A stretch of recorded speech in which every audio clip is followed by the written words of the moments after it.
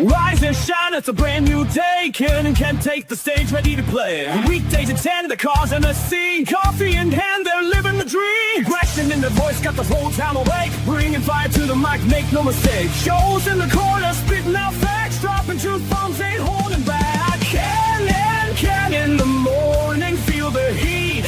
From 10 a.m. CST, can take a seat. We live and loud, that break in the mud.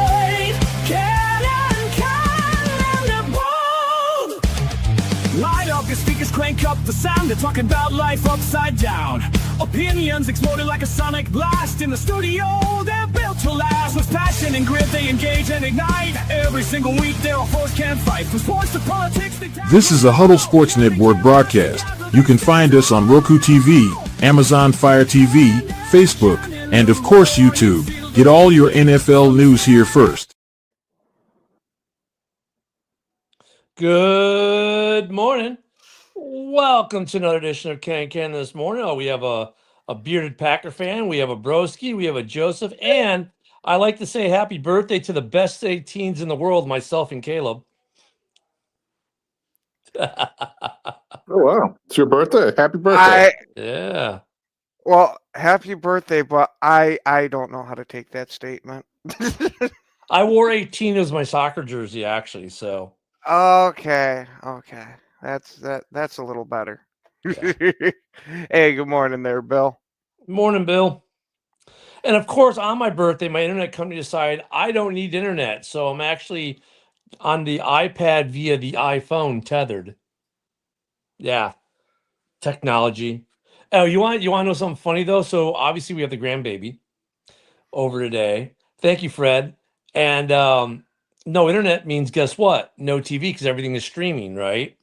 I broke out the old school Blu-ray machine, threw a movie in there for him, and he's like, "Whoa!" So my youngest boy comes out to say happy birthday. Like, "Whoa, you in old school today? You have a DVD out." So they're not that old, is it? Blu-ray? Blu-ray, no, but you've seen pretty much every form of home video that there was. Blu-ray, DVD, VHS, and probably Betamax too. Well, Beta and VHS came out at the same time, so yeah. And you know why VHS won the VHS Beta war, don't you? Yep. Yeah, Because it was better? No, Beta's actually a better format than VHS. But the porn industry went with it because it could put more content on the tape versus Beta. Beta, your max size is like 2 hours, just over 2 hours. VHS, you could put 6 to 8. Oh. Yeah. Why do you think Blu-ray beat HD? Did you put on the Big Lebowski for your grandson? No, not yet. Why do you think Blu-ray beat HD DVD? Same thing. The porn industry went with Blu-ray. Yep. Porn and gamers. Yep. Hey, good morning there, JB. Well, that's just like your opinion, man. All right, man.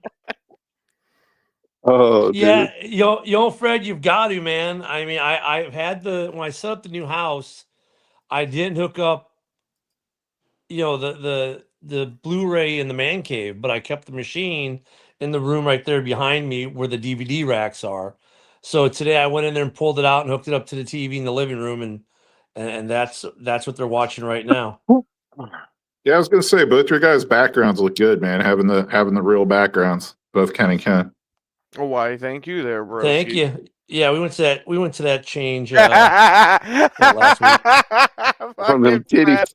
I really need that high definition on them titties. Hey, you want to know what's scary to go? Because I'm on the iPad. I can go the ultra wide camera. No, thank you. That's better. I don't know. I think the first one was better. You guys don't need to see that much of the man cave. However, I'm not enjoying having to hold the iPad versus just having the laptop up like I normally do. But well, come on, we got to get your workout in for the day. Yeah. No, I get that with the grandkid. I get to pick them up all day and play with them. So, yeah, man. So, yeah, we had a football game yesterday, though. Well, I don't know. Was it really a football game? Thank you there, JB. It's more like it a was workout. So, Joe, since you were one of the teams that I think were involved, what's your breakdown of what happened last night? I mean, what do you want me to say? Eh, Geno Smith is absolute dog shit. We're down to like our basically our practice squad scrubs on the offensive line. Everybody else is injured, and like a defense like that was up to yesterday 12th overall in the league in total yards. Just got ass raped, dude. Like it's there wasn't anything about that game to be excited about. In fact, I was just saying it before we came on the air that if I was Mark Davis, dude, I would be really fucking pissed having to cut that check to Geno Smith every week, dude. Like, we paid you $60 million on the assumption that you were going to play competent quarterback, competent football, dude. Like, we have not seen that at all this season, at all. And yet I got to still cut you a $2 million fucking game check every week. Like, you know what I mean? Like, I would feel like I was being robbed. Like literally, I said it again. I would feel like it was like a home invasion and somebody duct taped me to a chair, dude. That's how I would feel cutting that check every week, dude. Yeah, Fucking killed your pet dog right in front of you too. Dude, Gino definitely not earning that contract this year like he was up in Seattle. Yeah. Is Aiden O'Connell like healthy and back at practice, or like who are He's the just backup not- options right now? He's just not Aiden that was a good healthy either. scratch, but there's no way he could be worse than Geno right now. There's no way. I was going to say, Like, if nothing else, throw him out there because there were teams interested in trading for him at the deadline and even this past offseason, even though he was hurt. So it's like, like maybe throw him out there to build his trade value, see if you can get a Well, but you guys fifth are round pick forgetting for him or you something. guys are forgetting the silver lining here, right? Joe was mad yesterday because he thought the Raiders would find some way to fuck it up and win the game and move them, further back from the ability to draft their quarterback in the draft. Look, it was a good thing for the Raiders yesterday. They lost, yeah, I'm which not means upset they're about still in that. good position to get the quarterback they need in the draft. Yeah, I'm not upset about that. I'm cool with the loss because I mean we're 2-8, dude. We're not magically coming back to make the playoffs. Like, man, come on. Pete Carroll's old, but he's not a pedophile, dude. Like, I don't know, Joe. Did you see the video with him trying to wrestle his players? I don't know. but he's a grown man, and that was consensual. I think that was it? consensual. I mean, because But- like he was wrestling some other coach, and then Pete goes, "Oh, the wrestling! I gotta get in on that." But yeah, dude, it's you can hope for. Oh, I won't say hope for the loss, but you can be realistic and say, hey, we're probably going to lose, and it's not a bad thing because it's and still like hope for competitive football, and that wasn't competitive football. Like No. it was competitive in the beginning when Max Crosby strip sacked Dak, and we had the ball in the red zone, and we settled for 3 straight field goals, and then all of a sudden the Cowboys are cashing in touchdowns. Like, yeah, dude. I'm telling you, you just need to trade him to the Bears. Nah, I'm good. The thing is though, the thing that I don't understand about Pete though, and like so there's this tape breakdown show on YouTube called Tape Don't Lie. And they're pretty good, dude. Like they break down Raiders stuff a lot. Like they brought up a good point last night. They're like, it's obvious that Pete is like he's keeping the guys out there to still try to win games. And I don't understand why at 2-8 you're still trying to win games. Like put the young guys in already. Put the rookies. Like we have 2 offensive linemen, Rogers and Caleb Rogers and but Charles there's a Grant reason, Joe, because he that doesn't haven't want to played. lose. You don't want to lose the veterans. Like if he does that, now he runs the risk of losing the locker room. Which Oh no, a locker room which isn't going to be here next year, dude. Like, well, I mean, if these guys aren't going to be here, right, because they're not going to re-sign them, I get it. But if you if you got guys who are under contract for the next 2 or 3 years and they're going to be here, you're letting them play. And in a weird way, you want to let these other guys play because if you lose them, now you got a cancer that can make you lose I mean, I get what you're saying. I don't disagree with what they are saying or you're saying, but these guys, these veterans who might not be here next year, want good tape that they can shop around in free agency. Yeah, And if you start messing with that, now they're going to be bitching the max, and the other guys will be here, and all of a sudden you lose a locker. but there's two problems with that. I'm not saying your take is wrong, but there's two problems with that. One, I really don't give a fuck what these veterans want. And Right. two, they're not putting up good tape. They're putting up I know. terrible tape. And so here's the thing though. Like he's not putting in the guys that are under contract long term, like the young guys. He's not Right. like Darian Porter, for example. He's still trotting Caillou, Blue, Kelly out there week after week to start at corner. When we have Darian Porter, who was a third round project that like incredible RAS score but needed work, right? So why not get him the work now when you're 2-8? And you know what your ceiling is with Caillou, Blue, Kelly. It's not high. Like your ceiling is your floor. Like, you know what I'm saying?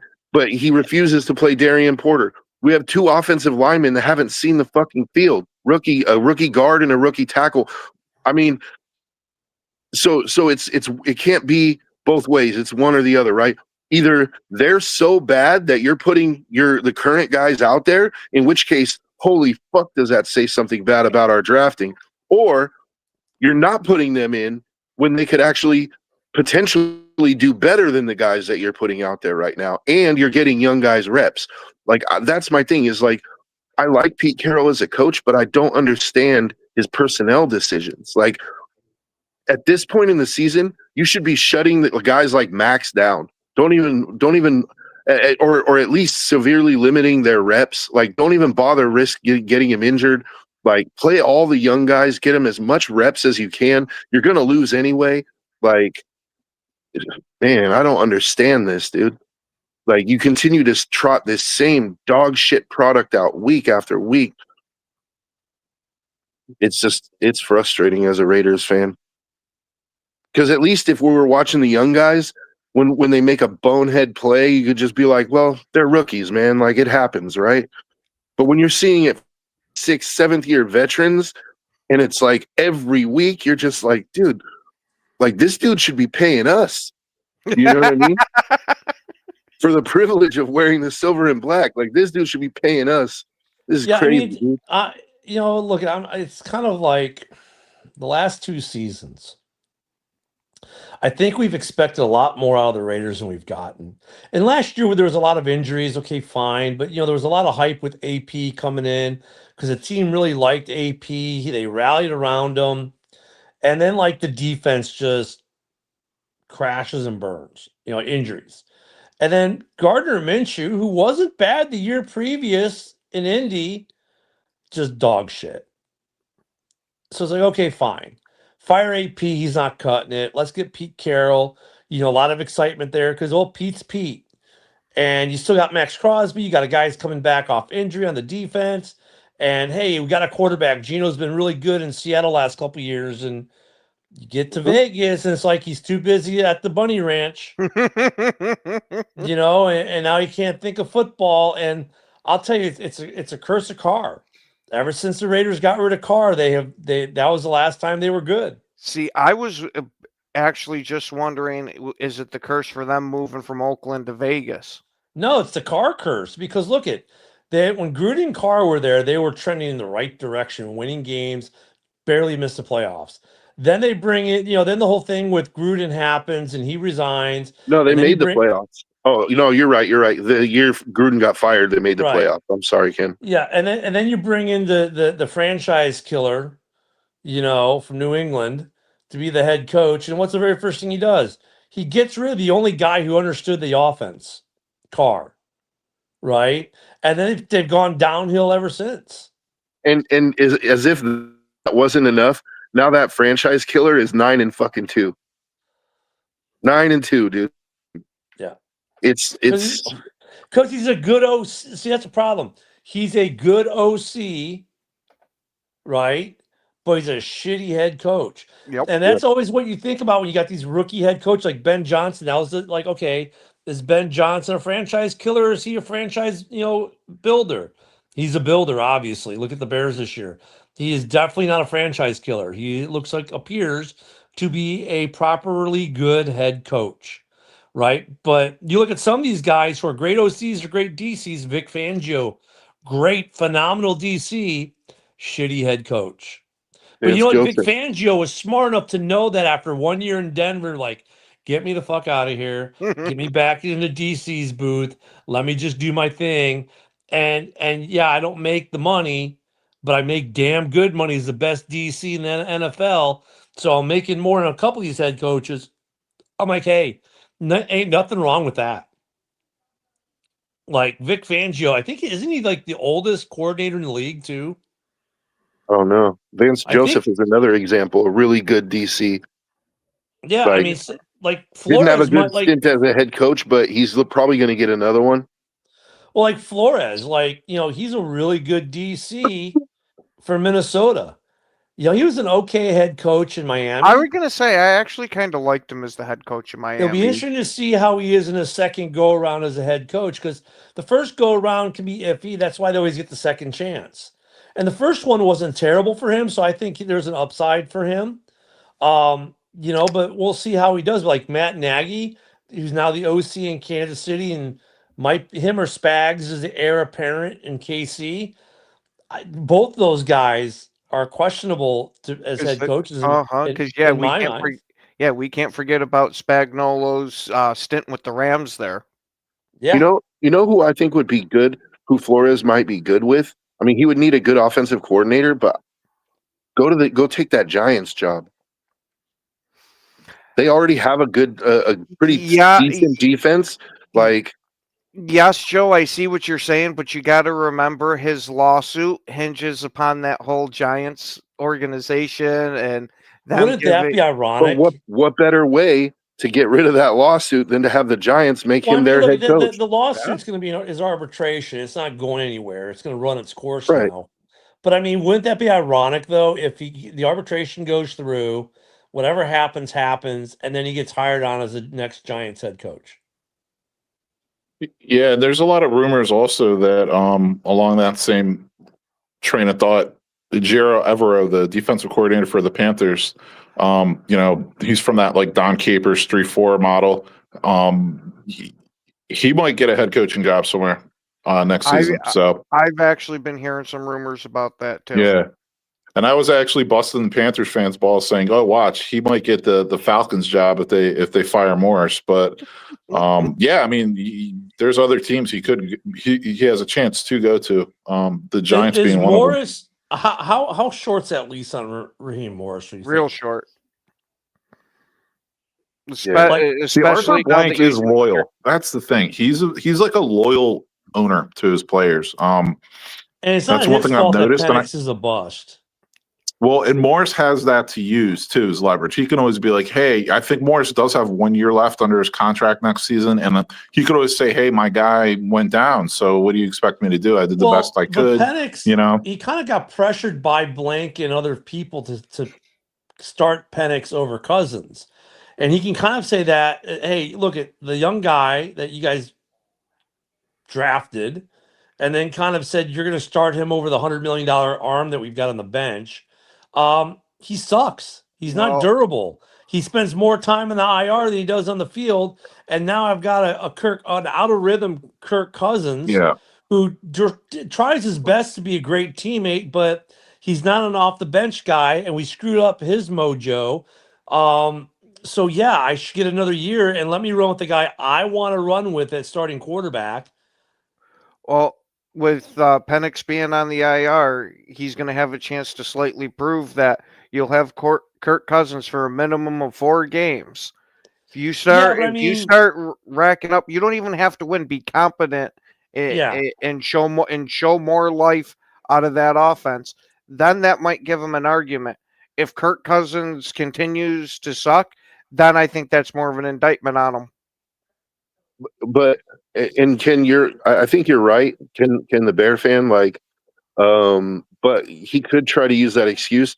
But I don't think pointing out the mistake has made to the owner directly has ever been a good Right. thing. Right. No, I get that, but I mean that's part of the.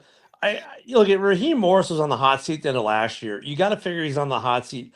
I would not be surprised if he gets let go, but I think there is a possibility that he does keep his job because there's a lot of mitigating circumstances with the Falcons season. You've had a lot of injuries, key injuries.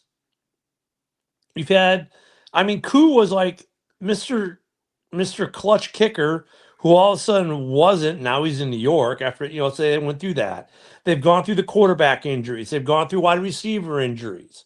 Okay, great. We got Mooney. Wait, but we don't have, Drake. Oh, but wait, we have Mooney back. Oh, but now this guy is hurt.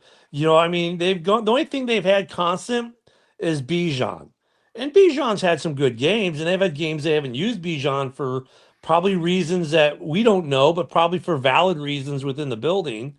Like, hey, look at Bijan was hurt this week a little bit, so we didn't want to press it and injure him more. Or look at the defense we were playing was, we didn't want to run a certain risk. I mean, I get that, but I mean, yeah, Yeah. Josh, we do for at least a week, maybe two.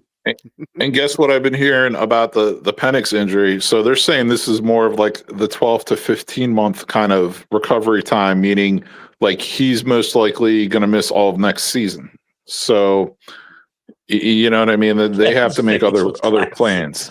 Ken's face was classic as you said that, broski. Oh, really? That's horrendous. His eyes were like, yeah. Like, dude, you're boned. Well, they said it was originally they said bone bruise ACL, but they didn't say exactly what was going on. If it's a 15-month quarterback injury, updates. Yeah. Yeah, I was on a Panthers show this morning, and the Falcons fans were calling in saying that Uncle Rogers, as they're calling him now, Unc, I guess is the new thing. With a partial fracture. I don't know how you get a partial fracture in the wrist. But they're saying he's going to try to play this weekend. I mean, come on. Did you really expect him to miss the game for the Bears? Well, first off, how do you get a partial fracture? It's you either have a bone fracture or you don't. There's a crack in the bone or there isn't. Let's make sure that we turn it into a full fracture. You know what I mean? Let's make it a full clean break. Well, that's what I'm saying. Like, does he want to end his career? I get it that the Bears have zero pass rush. However, JJ is coming back. Spidey's coming back. We're gonna have Edwards and Edmonds. It looks like we're gonna have the full defense this week, is what's appearing. So everyone's coming off injury. Now look at when Spidey was back, we got to the quarterback. By the way, they don't have that good of an offensive line in Pittsburgh. Is he trying to end his career like Favre did against the Bears? Because the Bears effectively ended Favre's career with a sack. I think he just feels it's worth it. I think he feels it's worth it to take that risk for that belt one more time. Yep. He wants to do the belt one more time to beat them. Yeah. Yeah, whether he wants to play or not, at some point, coaches gotta go, no. You're sitting for the week or two because we have a shot at going to the playoffs. If you go down for the season, I don't know. If they lose Rodgers for the season, let's say he plays, and let's say that fracture becomes a break, and now he's out for a month until he can get back on with the cast on the left arm. Because at least it's not his throwing hand. His throwing arm, fine. You can probably play with the cast, but that it's still going to be, if you're the Steelers, is it really worth the risk for the season for him to play the Bears one more time? Because of how much Rodgers is going to want to play the Bears, do you want to run the risk of telling Rodgers, no, you're not being active for this game? Knowing the Steelers, knowing how petty Rodgers can be. Yeah, but still, it's like, dude, you got to understand, like, you want to throw away the entire season for one game that, in the greater scheme of things, you know what I mean? Well, here's another thing. Like, what's keeping him out 1 week going to do? Is his wrist going to, like, miraculously heal if he's out 1 week? You know what I mean? And then, that's why I don't understand a partial fracture. Okay, so a fracture will usually take 3 to 6 weeks, depending, right? If this thing's like, hey, 2 weeks and and they feel he's healed enough, then I'd rather him miss this week and next week than miss maybe the rest of the season with a break.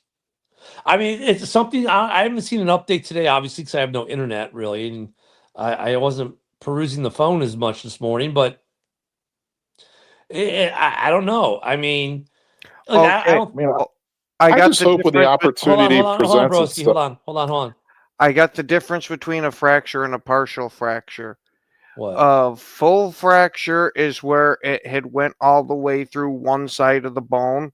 The partial fracture is where it just pretty much cracked the outside. Okay. I mean, if they feel the risk is worth it, then play him. I mean, I think he's going to get crushed anyways. Um, I don't think he. Look at this defense is getting healthy at the right time and Ben Johnson. There was a comment about how do we feel about that Ben Johnson's a better head coach than Lions fans. I don't think Bears fans ever cared what Lions fans thought on that, to be honest. Lions fans to us just it came off like a bunch of whiny little babies because he left. And I get it, the way he left within 72 hours of a loss, he's in House Hall saying this is where he wanted to be, and they were butthurt. I get that. But Bears fans never gave two shits what Lions fans thought about Ben Johnson as being their head coach. I mean, Bears expected there to be a dynamic change in Chicago this season, and whether it showed up on the record or not, we expected it at minimum in the way this team operates, and we've seen it in both, right? We've seen a completely new culture in Chicago with Ben Johnson. And oh yeah, we're 7-3 atop of the division by ourselves in November. I mean, look at for Bears fans right now, the hopium is being justified that some of these guys were drinking in the preseason. Like you're 7-3 alone in the top of the division for at least a week. And look at this Steelers game is completely winnable for the Bears. So they're going to be atop the division for maybe a second week by themselves. And look at, I mean, let's say if the Packers lose this weekend to the Vikings, which God forbid for the Packers that happens, and if the Lions take another L, all of a sudden you got a 2-game lead. I mean, look at so Bears fans drinking the hopium, dude. Yeah, you need to let them drink the hopium because guess what? Right now they deserve it. Yeah, I was going to Yeah, say, I just got a couple things I want to throw out there. One is if the opportunity presents itself, step on that wrist, please. Two, Packer fan Ken, what is the difference between a fracture and a break then? And then three, I heard the most Lions fan thing I've ever heard. Well, one of the most Lions fans things I ever heard this morning was the Eagles should have an asterisk next to their win, next to their W, because the Lions had so many injuries that game. Okay, Oh now my the fucking lord! between a fracture and a break, because you got to remember that bones are hollow, is when the whole bone itself breaks versus the fracture being one side of it. Yeah. oh man, an So asterisk. yeah. Okay. So we're Mark McGuiring the fucking Eagles now. Like, Yeah, I mean, look at the Lions fans that watch this show in the morning aren't that crowd for the most part, Mitch. But and I love you, but there are Lions fans who are like, look, I can think of a certain Lions fan that a few of us know who a couple years ago, oh well, even our backups are all pros, and these guys are this that, and dude, you want to talk about hopium? These guys have it. Yeah. They were mainlining it, freebasing it, making an IV drip of it. I mean, there are some that are like that, and I get that because after 3 decades of like complete failure. failure on and every time they get their hopes up, something would happen to dash it. I understood it. I'm like, okay, you know what? They should feel this way because after 3 decades, it's like all that pent up frustration coming out. Fine, but now you're in year 3.5 of this, and Lions fans need to come back to reality with their team and look at. I think the Lions are a very good football team, right? And here's something that's different because, like, whereas most Lions fans won't give Bears fans credit, or even Vikings fans. I had Vikings fans, oh, the Bears are trash. I'm like, dude, we just beat you. You're in the basement. We're in first. What the fuck you talking about? I'm like, have some realism in your trash talk, even. But I mean, the problem with the Lions is this: they find a way this year to shoot themselves in the dick a lot. I mean, their defense kept them in this game, but their offense was just trash against the Eagles.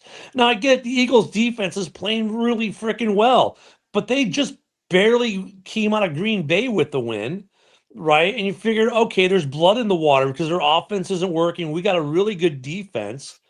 Let's go get it. And you got the best running back tandem in the league, and they didn't use them enough. They couldn't get fourth down conversions. Their play calling was pedestrian at best by Lions standards. I mean, all this talk about Campbell's a great coach. He's a great motivator, but I don't know if he's a play caller, man. I think he's Yeah. better off letting Morton call the plays. I think they need a Again, new man, it's like offensive he owes somebody coordinator. money. Yeah, like I think they need a new he's just OC. trying to win his money back. Like you ran your circuit with the Ben Johnson offense. I think it's time to let go of the Ben Johnson offense. Find you a coordinator who can create a new offense for your guys and go that route. But I was thinking about something interesting as well. Like Mike McDaniel, we've all and we think he's going to stay in Miami, right?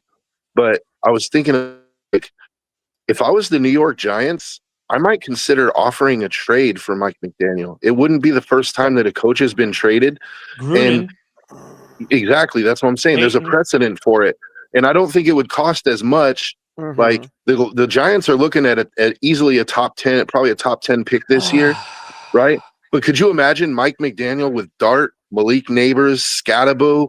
Like So all I'm he trying needs to is a think. good offensive coordinator, or I mean, a defensive coordinator, and they're set. The last two coaches, and Ken, you might have to look this up because I can't this morning.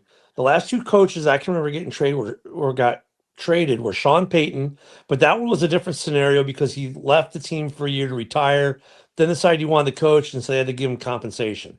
But Chucky Gruden was in fact traded from Oakland to Tampa. That was a straight up trade. I don't remember what the Raiders got for Chucky. 2 first-round picks, 2 second-round picks, and $8 million cash. That was that the deal? That was the deal. If you're in New York, thank you. It's like that's burned into your brain, Joe. No, yeah, because I remember it was The day the Raiders died. Yeah.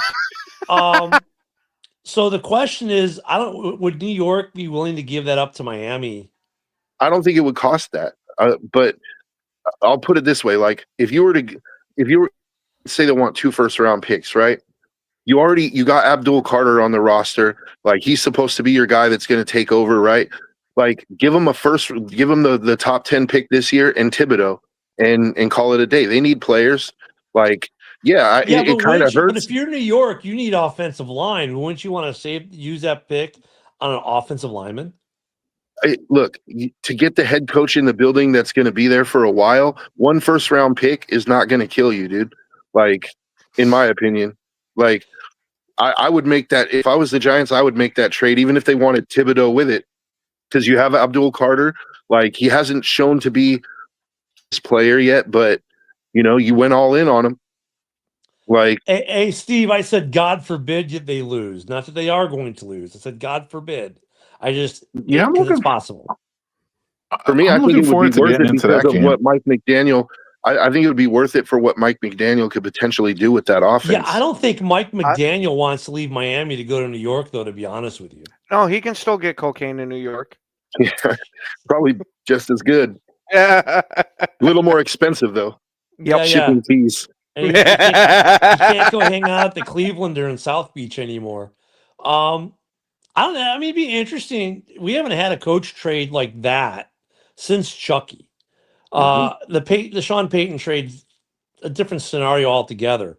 But Chucky was the last active head coach who was under contract and actively coaching to get traded. Look at Tampa would tell you it was well worth it because they ended up going to the Super Bowl with Chucky, and he beat the Raiders in the Super Bowl. So I mean, there is something to be said about that. If you're New York, that's actually very interesting. I just don't know I don't think they'd pull that off.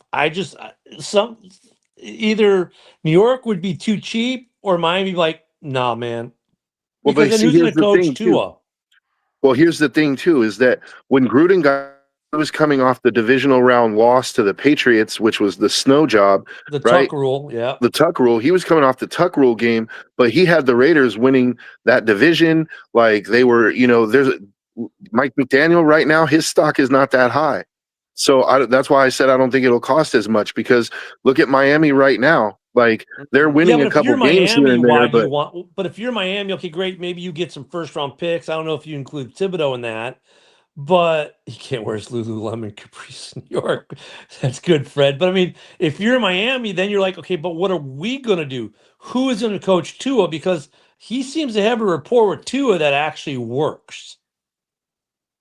well, Either I don't that or know. you could just put Tua in the nursing home already. Like Get it if you're over and thinking done with. about if you're Miami and you're already on the fence about, hey, are we really going to keep this guy or not?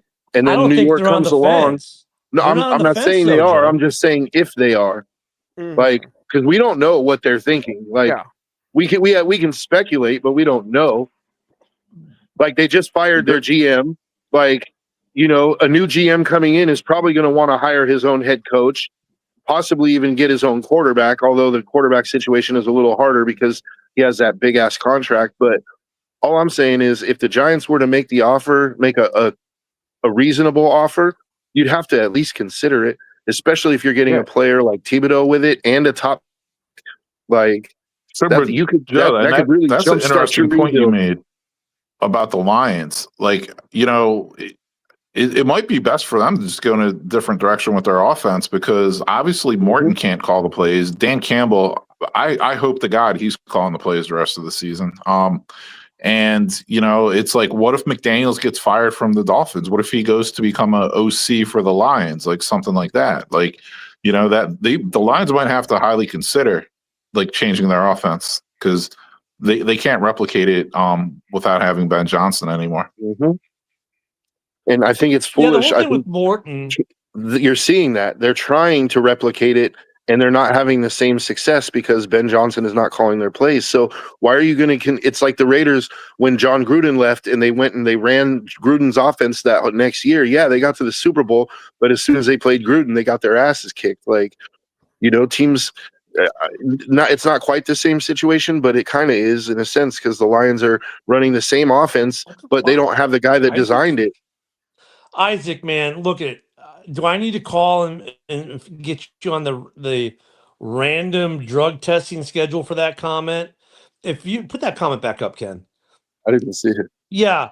Look, that would, what that would say if first off, if the Packers were to hire McDaniels as an OC, that means LaFleur is getting fired, because LaFleur is your offensive guru head coach. That just says, well, you're not a good head. Your offense sucks. I think they would be getting rid of LaFleur at that point and just hiring McDaniels to be the new coach. So Honestly, that wouldn't be I mean, I'm not but rooting like, for LaFleur to get I mean, fired, but in the old school way of football, where you had a head coach and a really good OC and a really good DC, and the head coach was just a guy like Dan Campbell. Like Dan Campbell's a throwback head coach, right? He's not a good play caller. He doesn't design a great offense, but man, does he motivate and get a team going, and he does the right head coach things. But we see as I understand Isaac, but I'm saying, like, I don't think the Packers make LaFleur Dan Campbell. I don't think he could be Dan Campbell. Like, Dan Campbell's not a bad head coach. He's not great at calling plays. He's not great at designing stuff. But he's a really good head coach, if that makes sense in the old school sense. I don't think LaFleur is that guy. And so, like, if they did that, I think in Green Bay, that'd mean LaFleur is gone. Yeah. I was you going to might as say, well just Isaac, make fire sure you him. point that out to Dorn today. Shit. I wouldn't be surprised. You know what, though? I don't think that's a bad look. At Dable was a pretty good OC. There's a lot of talk that he'll end up back in Buffalo, which is, well, you know what's funny about Buffalo?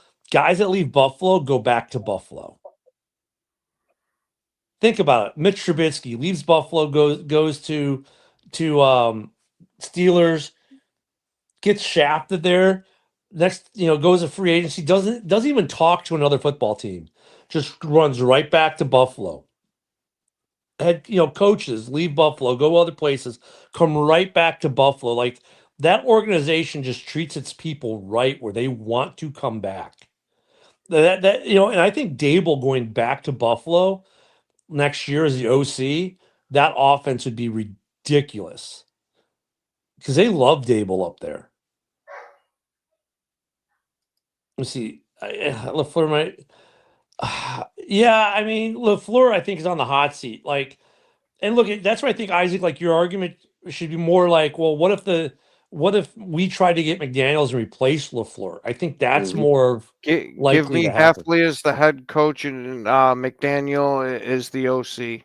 I mean, look at. Not gonna work.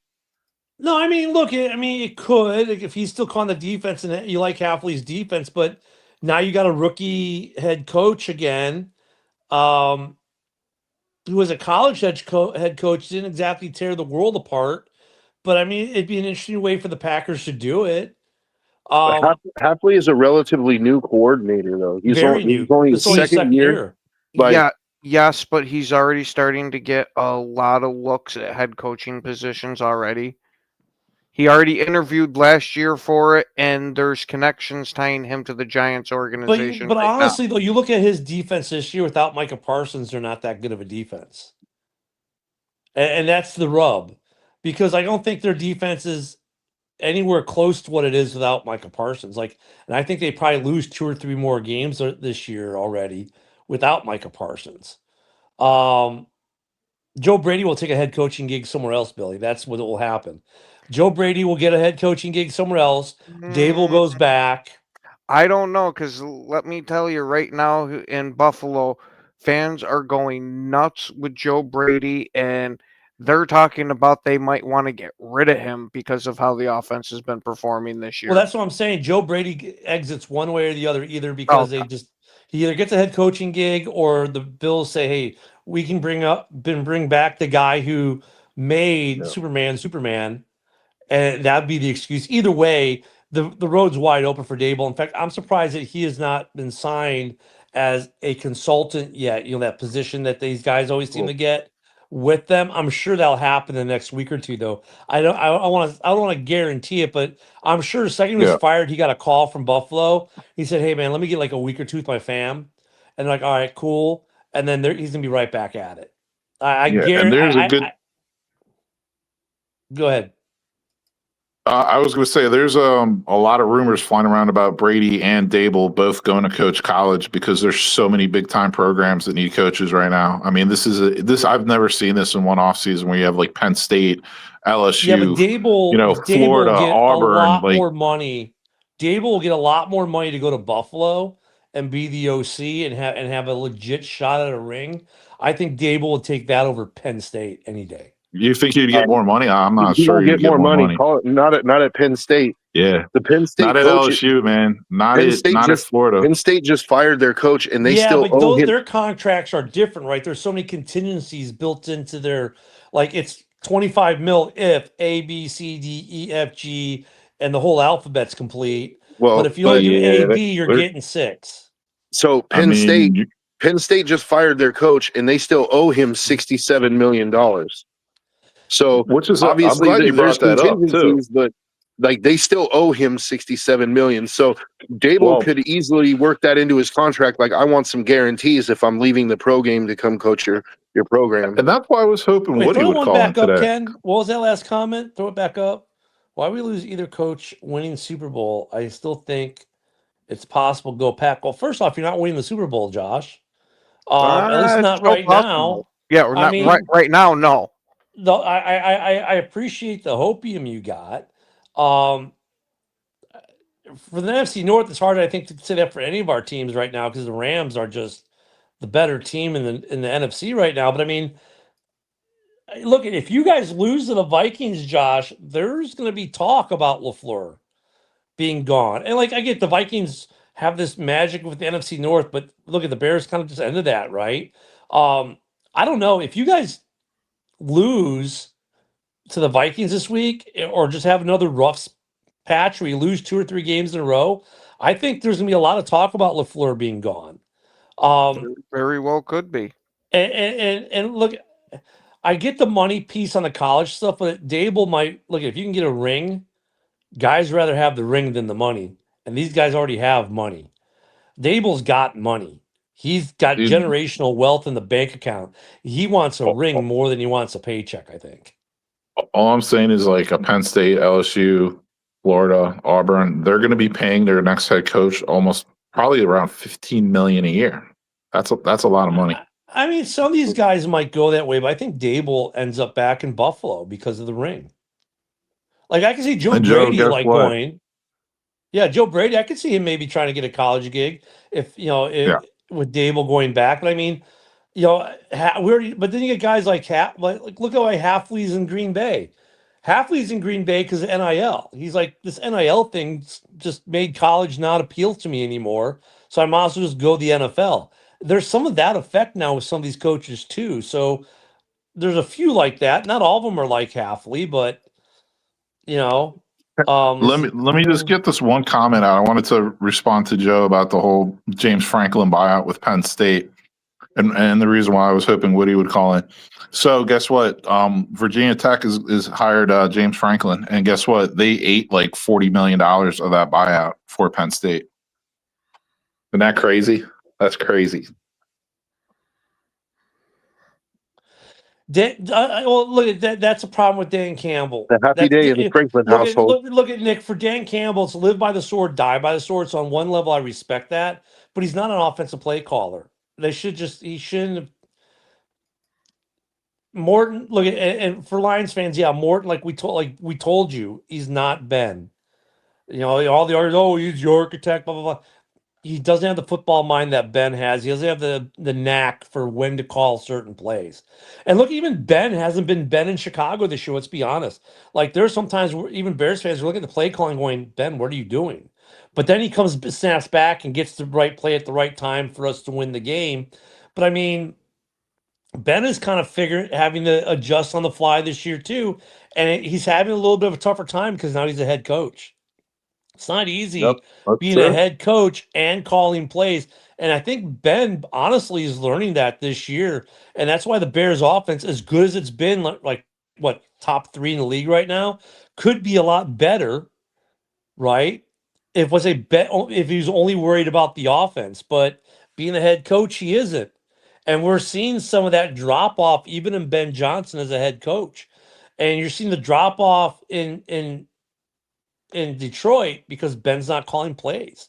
And now you're really seeing it when Dan Campbell, who's not a great play caller, but a great head coach, is calling plays.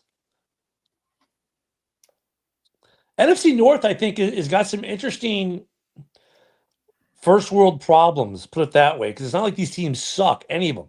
Even the Vikings are having an off year. A lot of it with injury and JJ, got it. But they're still a good team. I don't think their coaches, if anything, they'll lose Flores as soon as his case is done and he can get a head coaching gig. Yeah, But that Vikings defense is tough, Jim, man. Like, it's a top 3 offense. It's ranked. The Bears' offense is ranked in the top 3 in the league. At least it was before this Sunday. I have to see what the new rankings are, but they were a top 3 offense under it with Ben Johnson.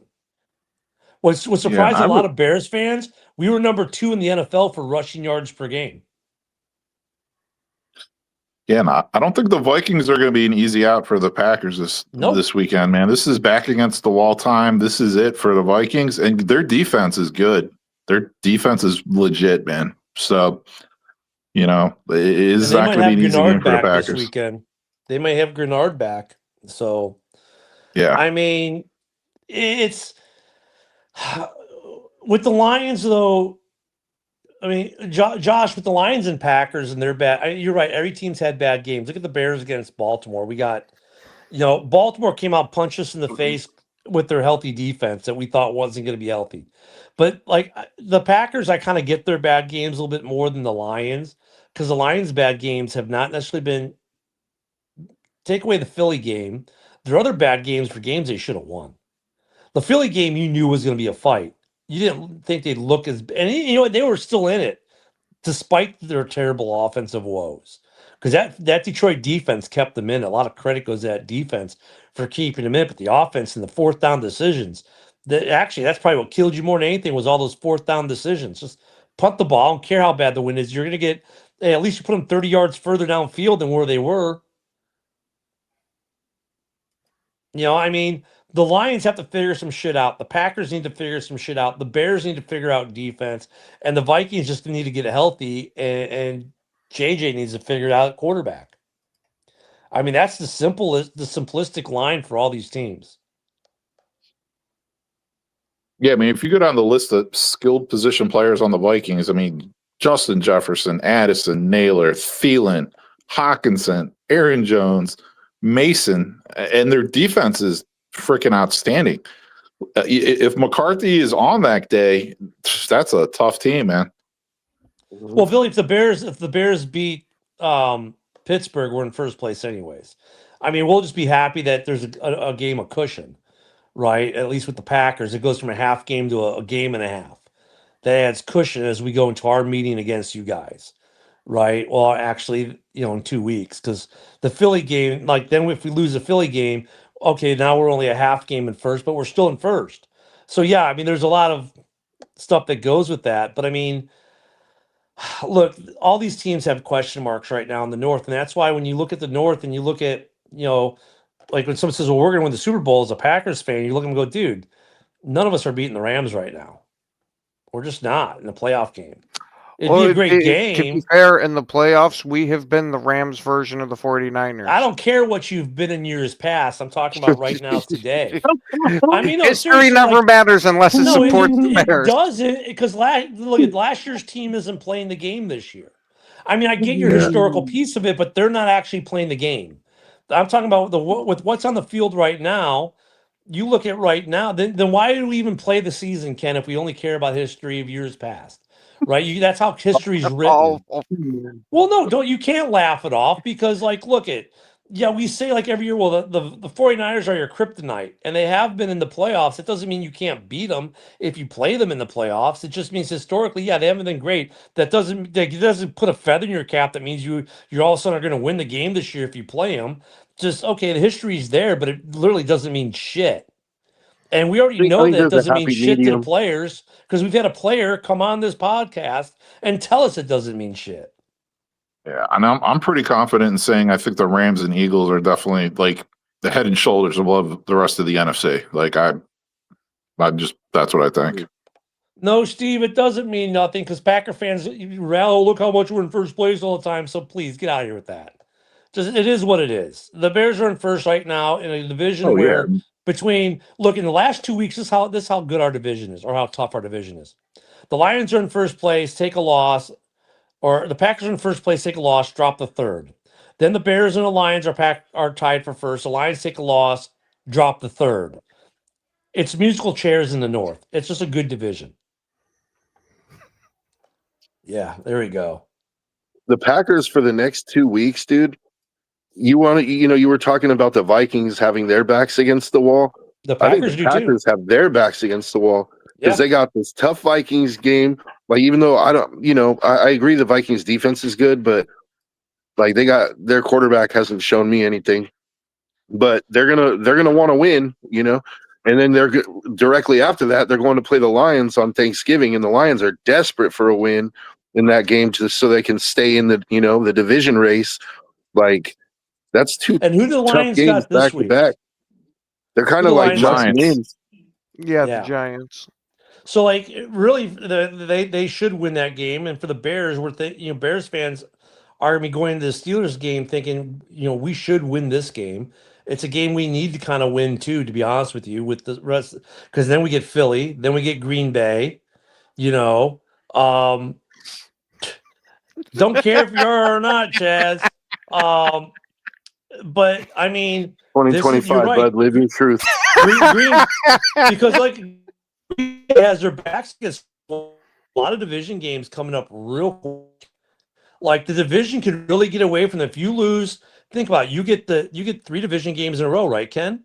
You got the Vikings, then you got On Thanksgiving, you got the Lions, and then you have the mini bye, whereas the Bears have the mini bye for playing on Black Friday, and you got a game 1 of 2 in 3 weeks against the Bears. They're next. They're get 3 division games in a row. Then they get what, like some other team. Who's that 4th game? They'll get a break, and then they get 4 of their next It might 5 be the games Ravens. are division. The Yeah. God. So they get I that don't know where buzzsaw. Billy's So- getting that comment from either. I never said that. There was the only 2 good players the Lions it's drafted. the That never came out of my Packers. mouth. It's the Dude, Broncos. if you're the Packers, this weekend against the Vikings is must-win football. Oops, we lost Broski. This is must-win football for Green Bay this weekend for sure. I agree with that 100% because the Lions is like oof, and then you get Baltimore, and then you get then you get Chicago. So you got 3 division games. If you lose all 3 division games, pack it up, go home. Your season's over. Because then you get Baltimore. I mean, you don't want It's the Broncos, not Baltimore. Oh, it's Broncos. Well, okay. Yeah, Well, Baltimore's later in the year.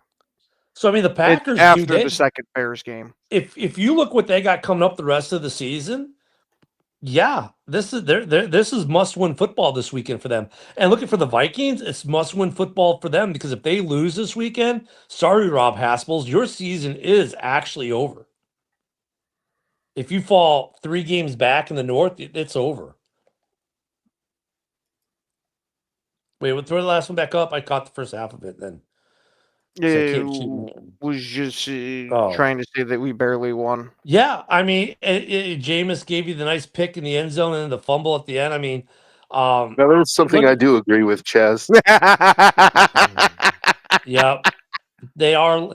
Look, they're the luckiest overachieving good team because they overachieved last year, but they got the record this year. So did they really overachieve? It's like kind of hard to make the argument still, but man, they get so lucky. But I wasn't emphasizing the lucky part. Luck. But you know what though? Good football teams generate luck. Yeah, they really. But I do. wasn't emphasizing the lucky part. Yeah, I know. I know. I'm a I was pony. just being I'm more a pony. politically correct than you. So wait a minute. Does that make Broncos fans the first furries? Oh, dude. Oh, I mean, haven't you seen that horsey meme for the Broncos? Oh, dude. see, like Knicks gets bailed out. They're a good enough football team. They can bail the backed up Bo Knicks out. Yeah. But I tell you what, man, Lions, the Vikings Packers game is probably the most significant game in the North this weekend. More significant than the Bears and Lions games, to be honest with you. Because if the Packers lose, it's a very daunting task. The rest, yeah, they do nothing but make it harder on themselves. And if the Vikings lose, they're done. They might as well put the plaque up on the basement. Yep. Mm-hmm. Home sweet home. So this game, I mean, if the Packers lose, now they're a game and a half at minimum. Well, at minimum still a half out because if let's say everyone loses, but look at it, if the Lions, Bears, and Packers all lose, this division gets really interesting. Also, the Vikings are back in it. But if the Bears, Lions, and Vikings win, the Packers are now a game and a half out, back in 3rd place, a half game out of 2nd. And it may and the Vikings would be what? A game behind them? A game and a half behind them or something like that? And then you got to go to play. Then you got to go play the Lions. It's really interesting. Yeah. Then you got to go play the Lions, who are hungry for a win. Yeah, and then you get Chicago right after that, and then you get Bo Nix, and then you get Chicago again, and then you get Baltimore, and then you get the Vikings end out. Yep. Man, not an easy schedule. And the Bears don't have an easy schedule either. We still got the Niners. We got the Lions. We got 2 against the Pack. We're gonna find out if Jordan Love is that guy because he's gonna have to put on the cape for the rest of the season, dude. Absolutely. And at the end of this, we find out the North will even be competitive in the playoffs versus the Rams and the Eagles. Like the Eagles play. The Eagles are 2-0 against us right now in the division, right? if the Bears drop to them, I mean, dude, The Eagles are 3-0 against us. they they're- beat the Vikings. Yep. I But wasn't sure if they we played the are at Vikings that either. time. Yep. All right, everyone. Well, have a great day. Enjoy your football Tuesday. We'll see you back here tomorrow. Another year around the sun is complete.